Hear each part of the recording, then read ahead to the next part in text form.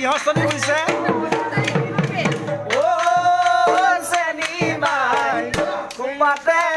ঘোপাতে গুজি মাহাৰক ফাঁকি দিছে নিমাই বিহুলৈ আহিলি মাহাৰক ফাঁকি দিছে নিমাই বিহুলৈ আহিলি চেনিমাই